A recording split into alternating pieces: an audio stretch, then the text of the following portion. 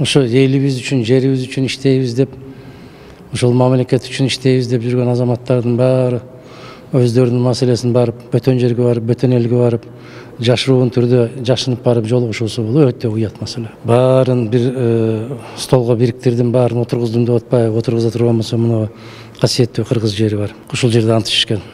Ошол эл үчүн, ошол мамлекет үчүн иштейбиз деген. Могул жерге келип жыйналса деле, эгер кепилдик берген болсо, эч кандай бир эркиндигине же өмүрүнө шек келбейт дегендей кепилдик беришсе, ошол жерде жыйналып, ошол жерде чечишсе дагы бир жакшы болмок. Жеке кишинин пикири менен улуттун пикирин аралаштырбаш керек. Ал сенин пикириң. Бири-бири менен кечиришеби, кечиришпейби, ал алардын жумушу. Улут кечиреби, эл кечиреби?